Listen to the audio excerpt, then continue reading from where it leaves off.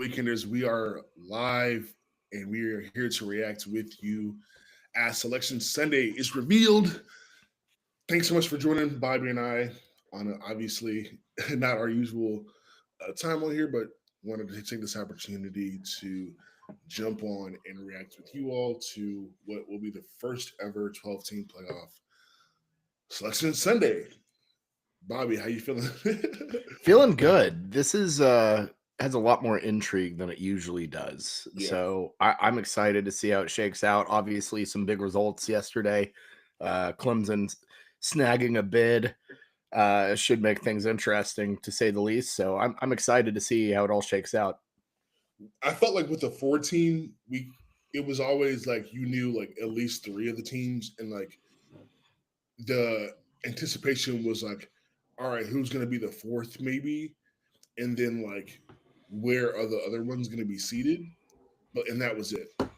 But like this format is like so much better to me because the seating, the teams, like it's all for the I mean, not for the most part we know the teams, but like still like a good amount of the seating in some of the teams is like up in the air, so it's like way more intense.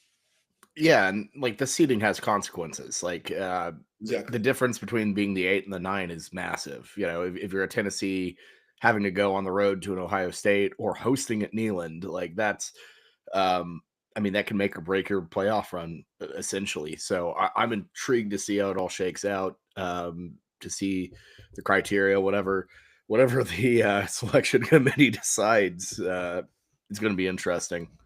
Well, I won't spoil it, but I just was on Twitter trying to tweet out our link for the show, and Brett McMurphy just broke some news. Oh my So goodness. I'm mad that I saw that, but I'll pretend Uh, to be surprised. okay, are we having like? Is it like the NBA draft where Woj would be like, you know, the Los Angeles Clippers are, really, admiring the situation of blank blank, and then it's actually a pick. Like, does McMurphy know something we don't know? He said something like that sounded pretty definitive. Damn, Yeah, damn.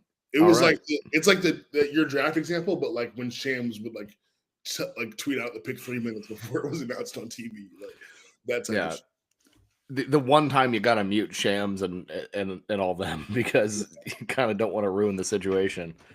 Um, and it's always I will say that, not to go on a tangent about the draft. It's always weird. It was weird being at the draft and then having that spoiled, and it's like you're in the room and everyone's excited about. I'm like, yeah, no, this Kai Jones just got traded to the Hornets. I don't know what everyone's excited about here. Stuff like that.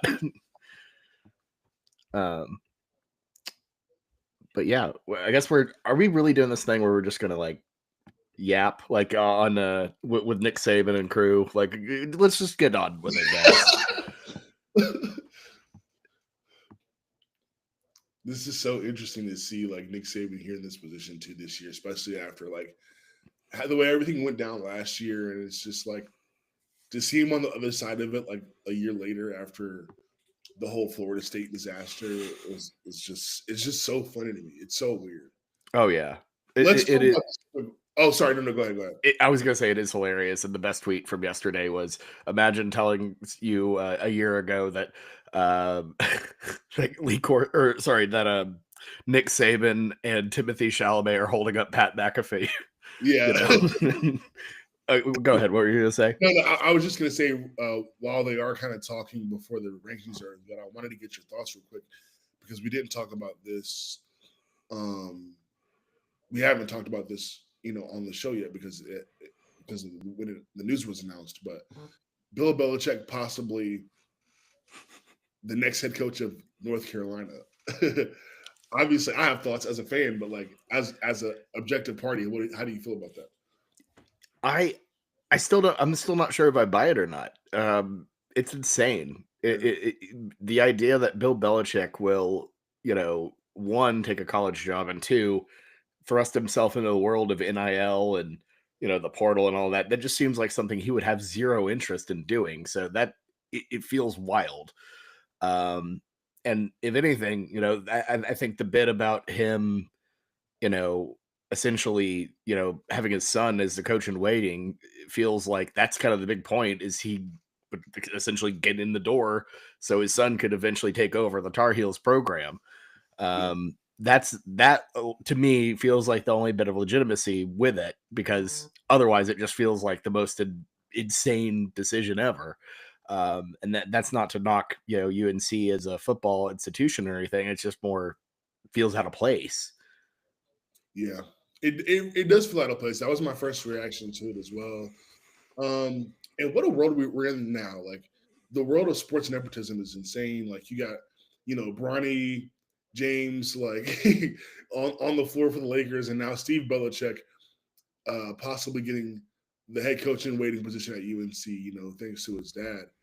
Um, and I know he's the defensive coordinator at Washington. Um, I haven't gotten a chance yet to take a look at their stats this year.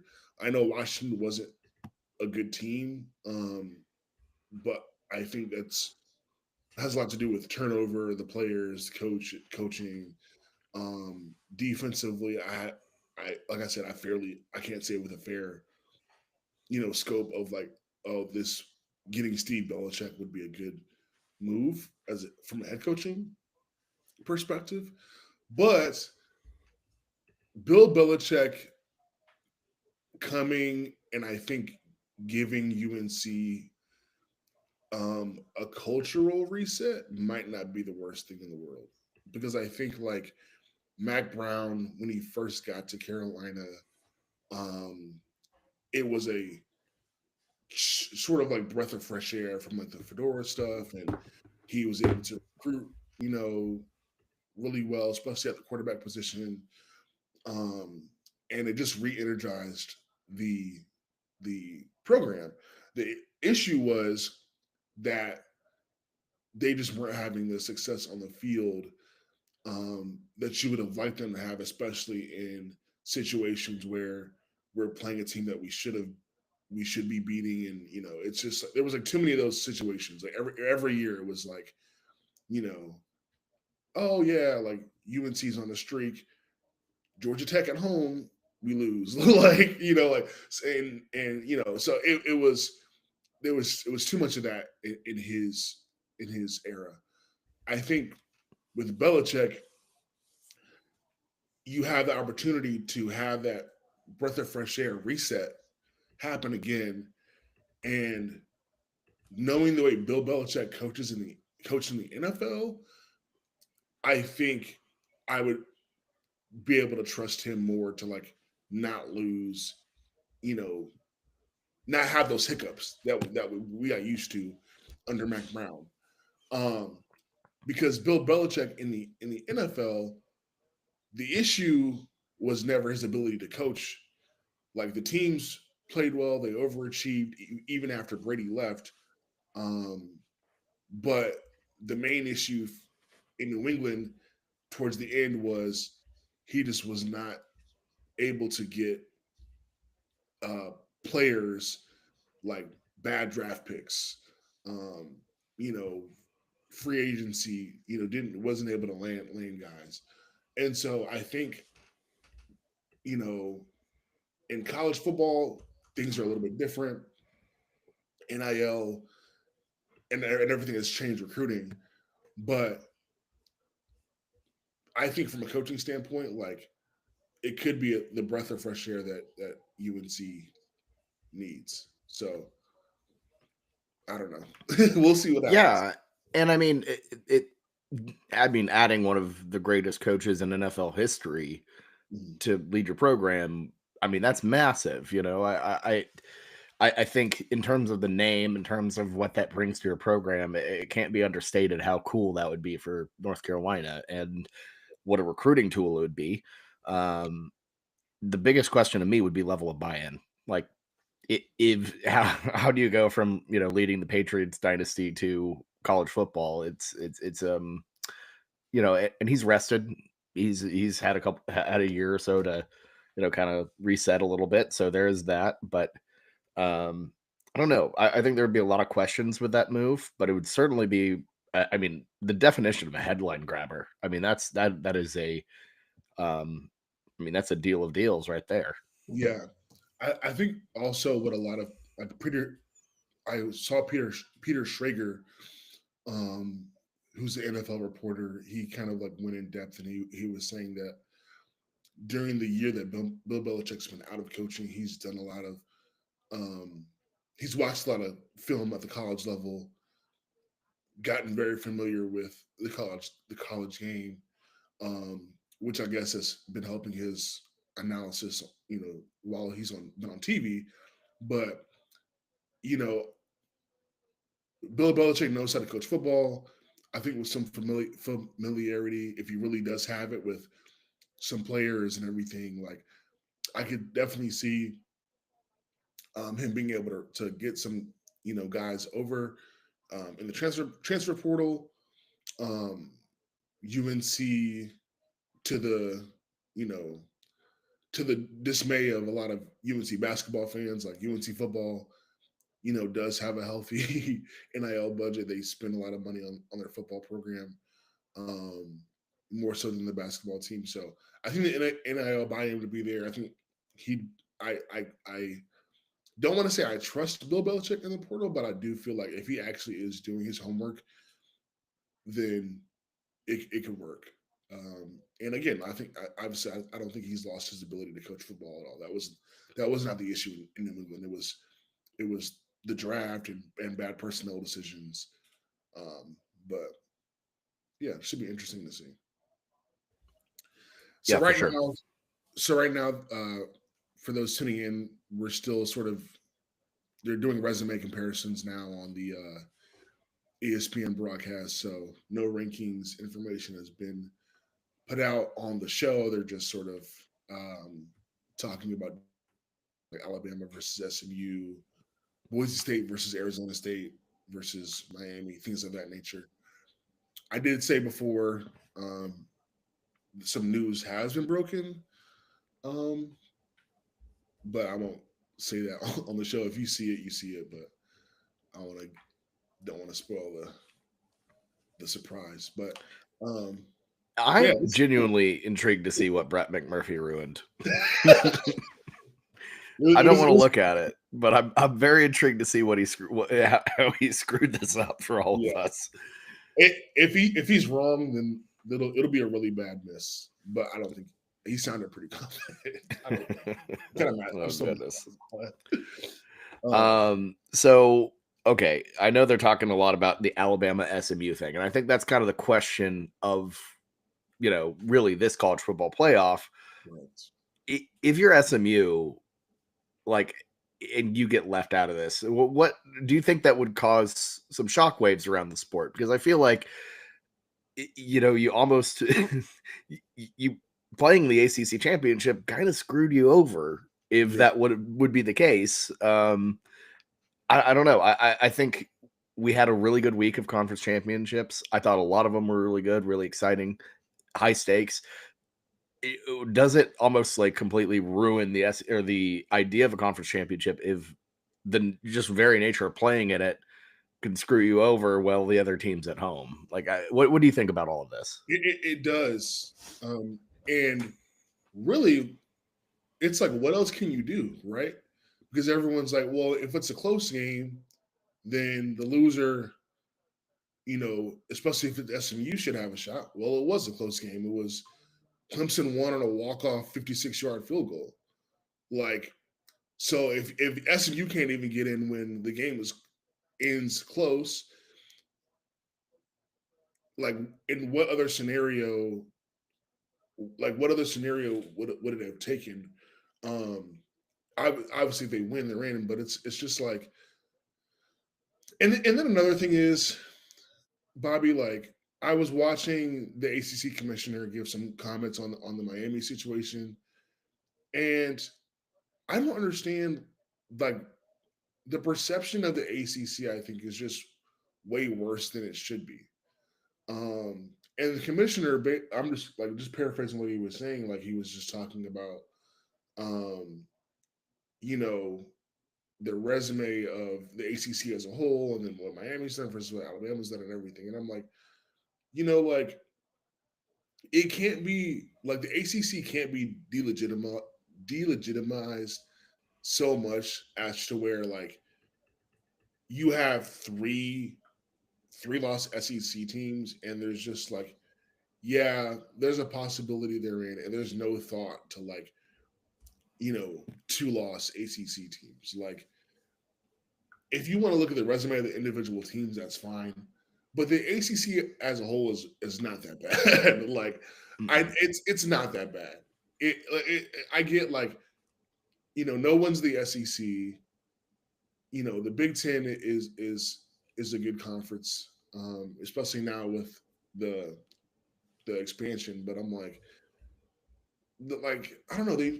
People just act like the ACC is like little league, and ACC teams are beating SEC teams. They're beating Big Ten teams. They're beating teams from all these other conferences like left and right. And I'm like, when do we like bad PR that ACC just seems to have? I don't understand. It's their ACC teams are penalized way too much, and again, I'll admit my bias as a fan of an ACC team, but like hearing the commissioner sort of like break down what the ACC's resume is as a whole this year, it's like, what are these committee members like talking about? The whole thing is just crazy. But I hope SMU gets a fair shake here. Well, and not only that, but look at SMU's resume versus Texas's resume. If you want to talk about strength of schedule, anything SMU's lacking, look at Texas. They haven't beaten a single. They played two top 20. They played 2 games against top 25 teams. They lost both of them. Yeah. This isn't. If you want to talk about strength of schedule, this Texas resume. It and SMU, their resume and SMU's are really just the exact same, but one has a big brand with a big cow and the other doesn't, and it's simply, the difference. And it's infuriating if you're SMU that one team's a lock and the other, you're going down to the wire with a 3-loss Alabama team that has one of the worst losses of any college football playoff contender in that Oklahoma loss. And you're kind of baffled that you're in this, and I don't know. Yeah. Although, all right, all right, I got the chat. So I'm looking at the chat here. It looks like ML has let us know about McMurphy. So let's just go ahead and say it. I suppose. Apparently, Bama's out. Yeah. So that was what I saw. That's what I saw too.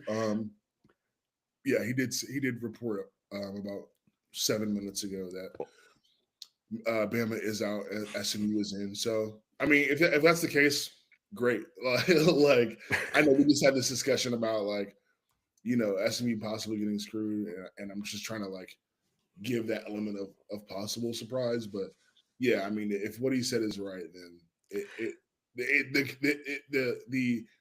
the system for once has worked the way it should have. SMU did themselves a lot of favors by coming back in that game after being down. I think it was like 31-7.5. So it worked. Well, I'm glad I went on that long rant about how SMU should be in over Alabama. Thanks, Brett. You kind of popped the entire bubble of this entire podcast, but not that much. Not that much. It's still fun watching the reveal. And to me, I think they made the right decision.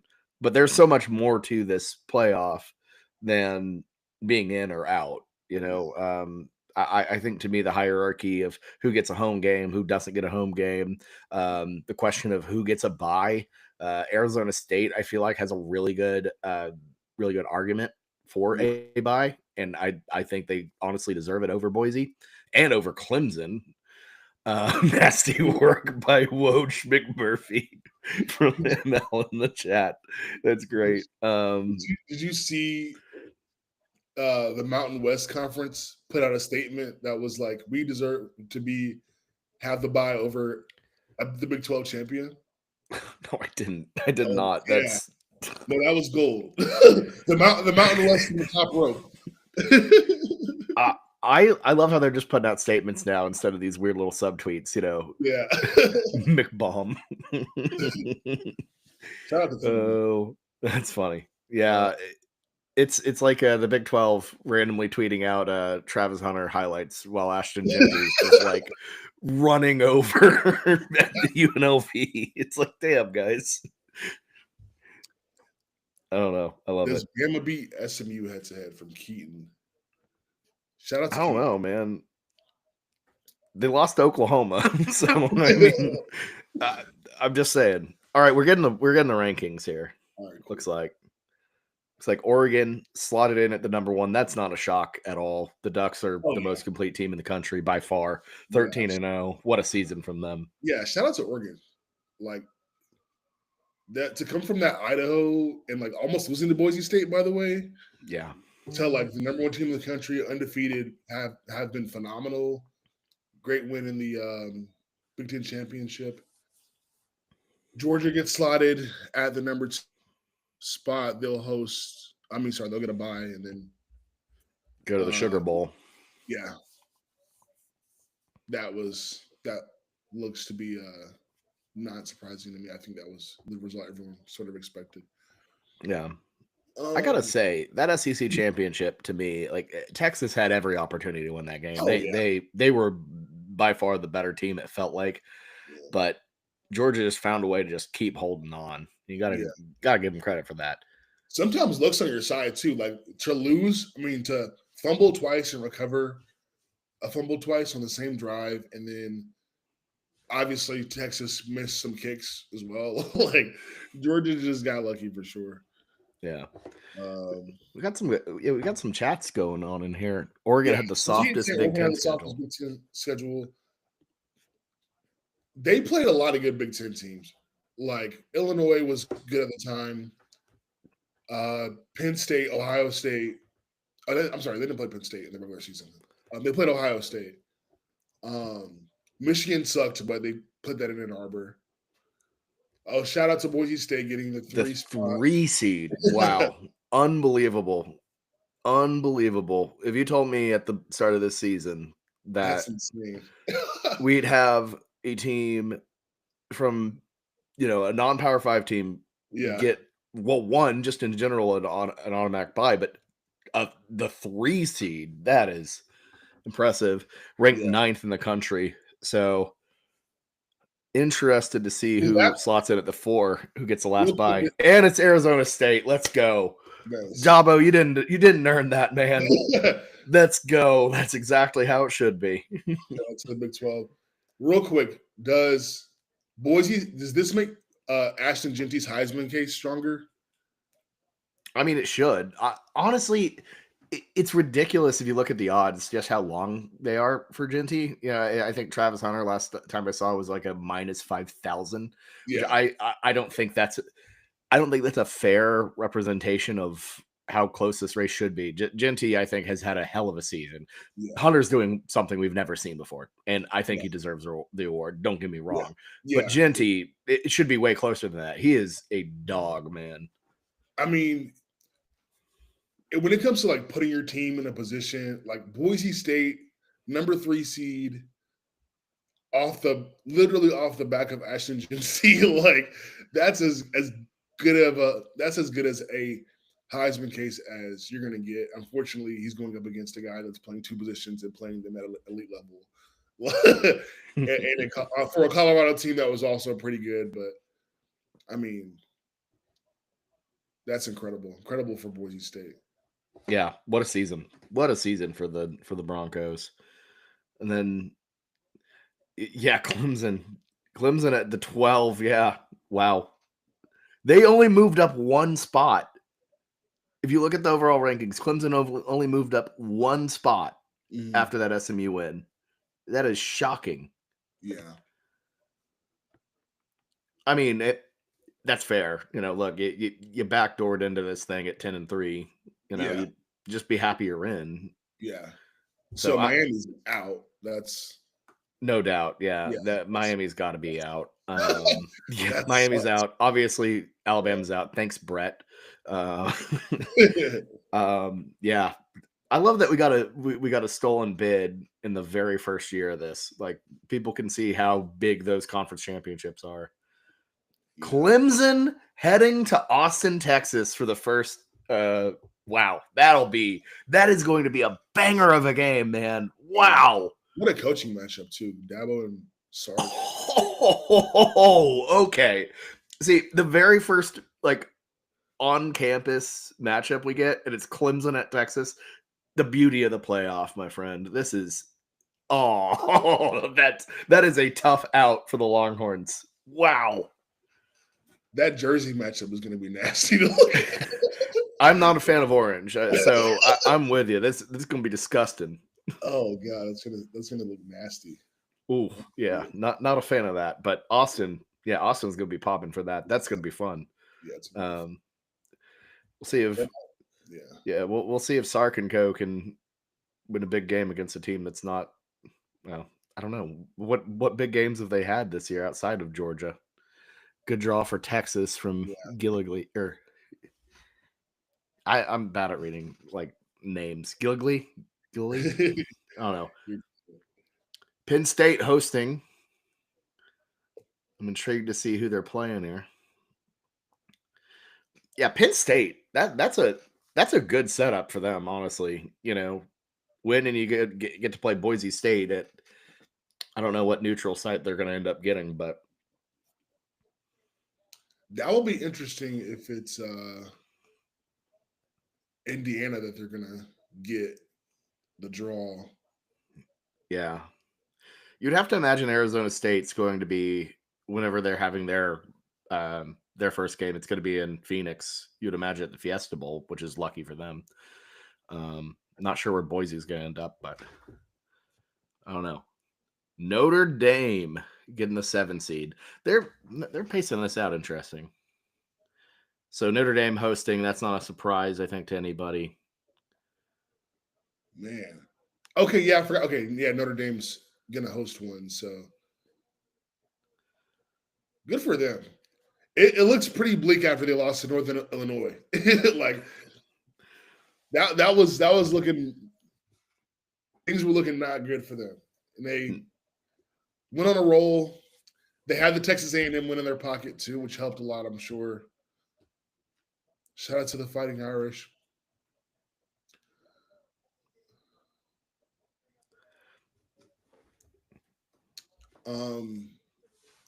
Oh yeah, Gil O'Glee. Shout out Gil O'Glee. Appreciate you. Ohio State also hosting. So yeah, I don't think a ton of surprises on the hosting end. If you're a Tennessee fan, you're probably really frustrated with that because we're gonna see. I think it's gonna be the Vols heading to Columbus here. Yeah. And if you're Oregon too, getting either Tennessee or Ohio State is not exactly a prize for being number one. Yeah. I don't understand how, and I'm my volume's down, so I don't know if they're talking about this, but I just don't see why Ohio State was not penalized more for losing to Michigan. Right. Like that is a bad loss. You lose to your rival at home, and it's the worst Michigan team in years. And your punishment is you go from you get to host a playoff game at 10-2. Like that is insane to me. Mm-hmm. And to me, they're the Vols over at 9. I like Tennessee over Ohio State, like just in general. I feel like they have very similar resumes. Both have a solid loss. Tennessee to Georgia, Ohio State to Oregon. Both have bad losses. Tennessee to Arkansas, but that's on the road. Yeah. And Ohio State losing at home in the Horseshoe to that Michigan team is atrocious. And to me, that's what should have flipped this. Yeah. I think Tennessee should be 8, hosting at Neyland Stadium. Ohio State should be 9. Absolutely. And that is a massive difference. Yeah, that absolutely. That changes everything. Being at home in that environment versus going on the road to the Shoe in winter, yeah. I don't understand what the committee is like going off of for this Ohio State ranking. Like Like it's baffling. I'm looking at this and I'm like, what? And earlier, Keaton was mentioning like Oregon's Big Ten schedule being bad. Like Ohio State's Big Ten schedule was basically the same. I mean, Penn State's good, but like it was Penn State and Oregon, and they didn't play anybody else. Like, and they lost to Michigan. Like, I don't get this. Yeah, it's overinflated, but I Does don't know. Ryan Day That's a get fired? logo bump if I've ever seen it. Yeah, yeah. Oh, Indiana at Notre Dame. All Indiana Okay, playoff matchup there, right there. Yeah, that's gonna be fun. That shout out to the state of Indiana. That's a really great get for the fans out there. That's going to be a crazy environment. Oh yeah, That's going to be sick. In South Bend. Yeah, that's going to be fun. So Keaton, with does Ryan Day get fired if he goes 1-0 in the playoff? I think should he? My answer is he should go get fired, but it's going to be very, very expensive for Ohio State to get rid of him. Is the short answer. So it might not happen. Very, very, yeah. Michael saying exactly what I was alluding to there. Why do they? It's going to be crazy. I feel this kind of the same way about Brent Venables. Why is his buyout so high? I don't get it. Like, what did he? Maybe I'm just tripping here. I don't like what did he do? Like out of the way of. I mean, look, you or I could take the reins at Ohio State and be pretty damn good. I'm just saying. Like, it's shocking that buyout is as high as it is. He earned nothing. That's silly. Yeah. If you're Ohio State, you got to sack him though. That's if you lose to Tennessee, that is, you have a home game, you have a bye, or like you have time. Tennessee's beatable. Like that, you gotta win that game. Good quarterback, but he's like young. He's a freshman. Like you gotta. That's going to be an interesting coaching matchup, though. Heupel versus Ryan Day. Yeah. Yeah. All right, this is the last spot. I think you're going to get it before I do, but I'm assuming we'll see if McMurphy was lying or not. Brett ain't no liar. It's SMU. They're going on the road to take on Penn State. Nice. Good for them, man. All right. So that's the field. That's awesome. Round 1, Clemson at Texas, Tennessee at Ohio State, SMU at Penn State, Indiana at Notre Dame. That's going to be fun. That's going to be fun. So Alabama and Michigan played for the national championship a year ago, and a year later, neither team is in. I'm sorry, no, it was Washington and Michigan, right? Yeah, Washington. Yeah, the only team from last year's CFP that is back in this playoff is Texas. It's Texas, yeah. But yeah, sorry, Washington, Michigan, neither team is in. Alabama and Michigan played in the Rose Bowl in the first round. Neither team is. Sorry, I was like, I saw it. Yeah, Alabama, Michigan. So yeah, Alabama's out. Alabama's first team out, and it looks like Miami is. Miami and Alabama are the next two teams after the top 12. So, wow.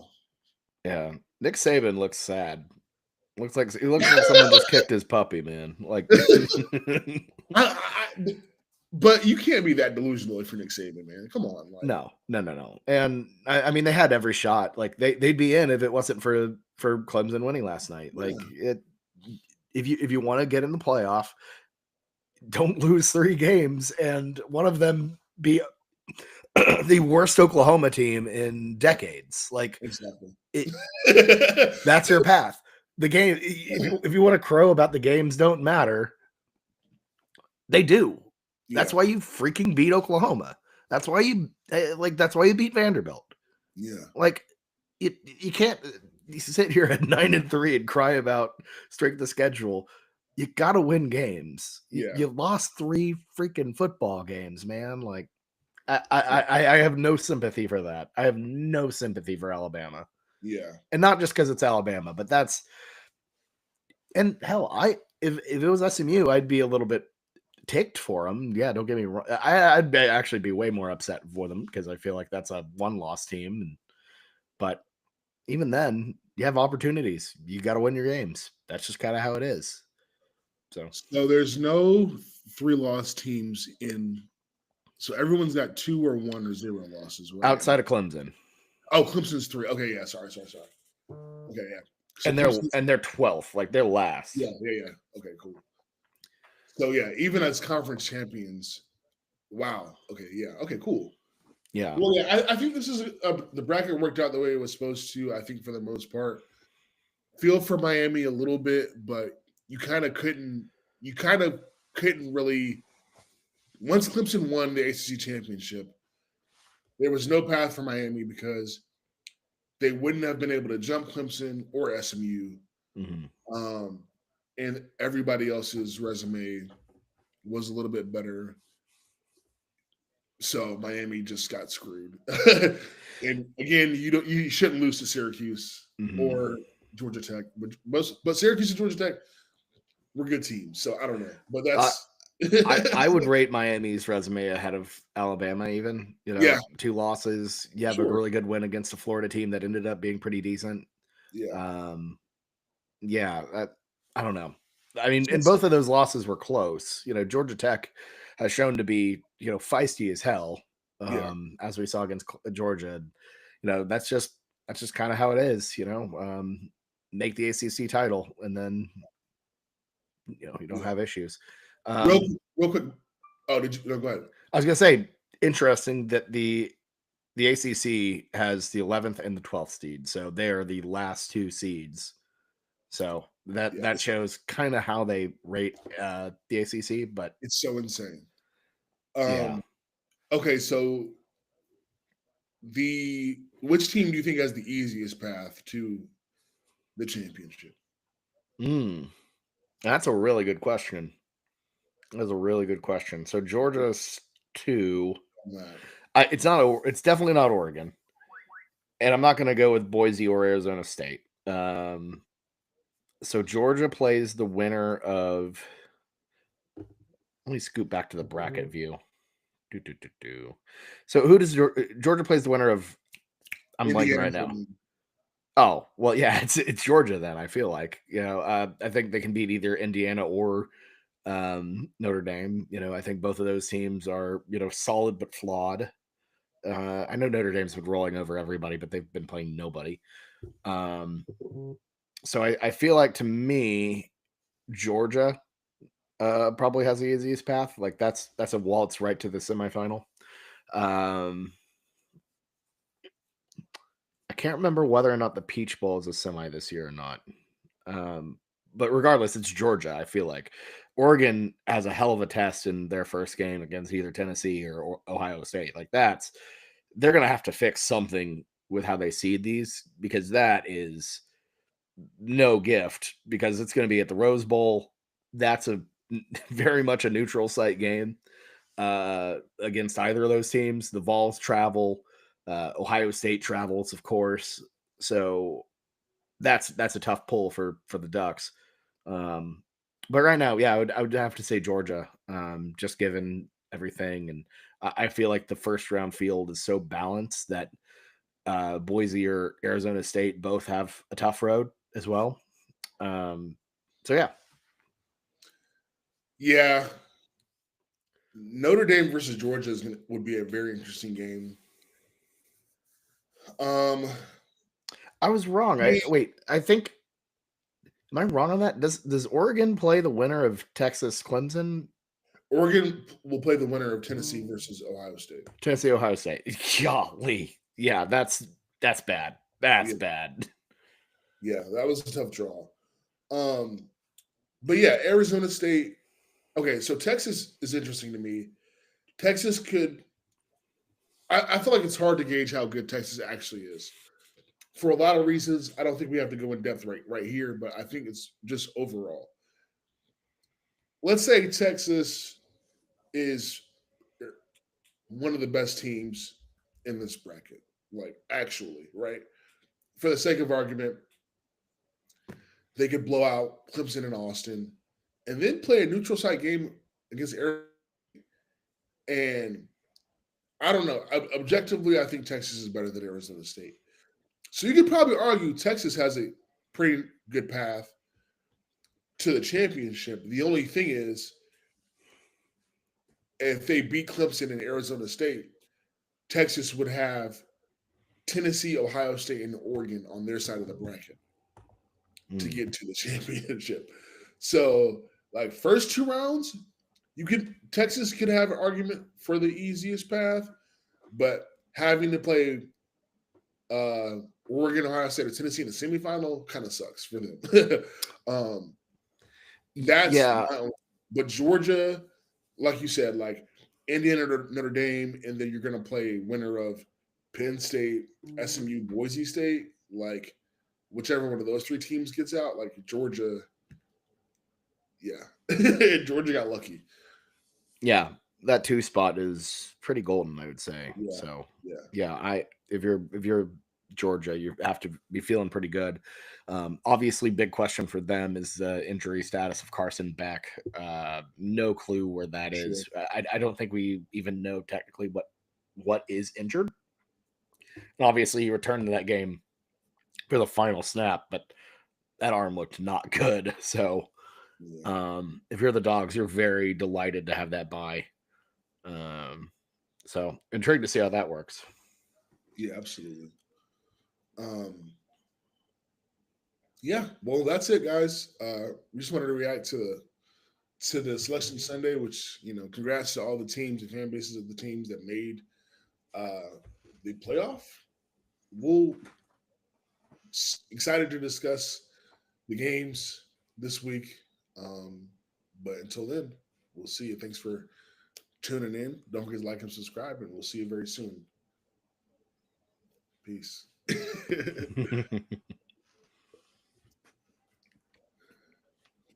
We do have a little bit of a break because